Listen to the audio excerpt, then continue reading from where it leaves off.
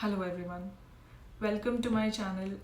I hope everyone is doing really well.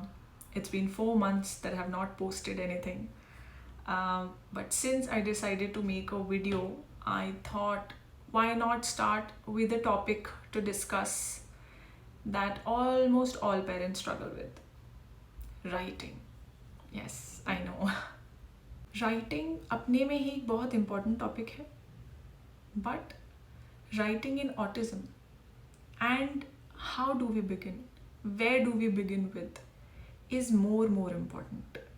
I know ये मेरी अपनी जर्नी है with my son, but I decided to record it so that शायद आप में से कुछ लोगों के लिए ये एक छोटा सा गाइड बन सके कि शुरुआत कहाँ से करनी है. सो राइटिंग एक सिंपल सी स्किल लगती है, बट ऑटिज़म में ये बहुत लेयर्ड हो जाती है. कबीर के साथ मैंने देखा है कि राइटिंग सिर्फ पेंसिल पकड़ना नहीं है, उसके पीछे बहुत सारी चीज़ों का होना बहुत इम्पॉर्टेंट है, जैसे motor planning, sitting tolerance, focus, hand strength. इन सब चीज़ों का होना बहुत इम्पॉर्टेंट है. तो इस वीडियो में मैं शेयर करूँगी कि हमने राइटिंग की शुरुआत कहाँ से करी और कौन से छोटे छोटे स्टेप्स पहले लिए. कबीर जब अराउंड 2.25 साल का था तब हमने ऑक्यूपेशनल थेरेपी स्टार्ट करी थी. एंड मुझे लगता था राइटिंग का मतलब है कॉपी करना, एक लेटर ही तो कॉपी करना है, कितना डिफ़िकल्ट हो सकता है. लेकिन जब मैंने उसके थेरेपिस्ट से समझा तो पता चला कि पहला स्टेप तो सिर्फ हैंड्स को प्रिपेयर करना ही है. So under the guidance of his therapist हमने शुरू किया सिंपल एक्टिविटीज़ करना, जैसे बीड्स को स्ट्रिंग करना, प्लेडो को प्रेस करना, वर्टिकल सर्फेसिस पर लिखना, beat on the chalk board, और फ्री हैंड कलरिंग करने देना उसे. सो इन सब चीज़ों से बच्चे के हैंड मसल्स स्ट्रॉन्ग बनते हैं और धीरे धीरे वो तभी पेंसिल पकड़ना सीखते हैं.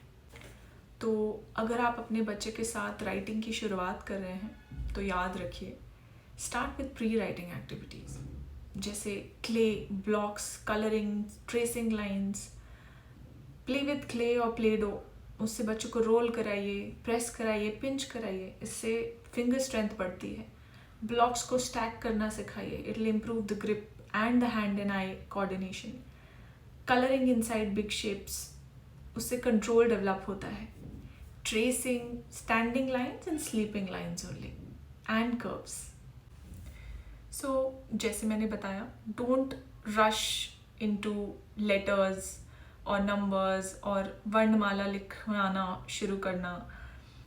Start with simple strokes. बच्चे का हाथ पकड़ के सर्कल बनवा दीजिए. Standing line, sleeping line, slanting line.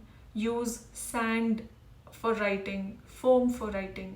Big charts you can place in the room. हमने कबीर के लिए रूम में पूरे चार्ट्स लगा दिए थे, because vertical writing is a bit easier. बच्चे को नीचे देखकर कॉन्सेंट्रेट करके लिखना is a bit difficult in the early days. So if the child can move freely around the room and can do free writing, free coloring, it'll be great. It'll create that interest also. So make patterns with dots. आप बच्चे को उनको connect करना सिखाइए. Letters बनाने से पहले बच्चे को लाइंस और कर्व्स का कंट्रोल आना बहुत इम्पॉर्टेंट है, क्योंकि ये ही उनके लेटर्स की फाउंडेशन बनेगा. अगला पॉइंट है मेक इट फन. शुरुआत में ही बच्चे को वर्कशीट्स कराना ना स्टार्ट करें, because it's difficult for them to sit for longer durations. And इसकी जगह पर आप वॉल पर ड्राइंग करने दे सकते हैं. अगर आप अपनी वॉल्स ख़राब नहीं करना चाहते हैं तो आप सिंपल चार्ट पेपर पेस्ट कर सकते हैं around the room with the masking tape. हमने शुरू में यही किया था. Then there are lot of options available online. आजकल ब्लैक बोर्ड शीट्स आती हैं that you can easily stick on the walls. You can avoid the big whiteboards. So आप उस पर स्क्रिबल करने के लिए दे सकते हैं. You can give different material in a tray, in a plastic tray, जैसे flour, salt, rainbow rice, sand, उसमें आप बच्चे को हाथ पकड़ा के ट्रेस करना सिखा सकते हैं.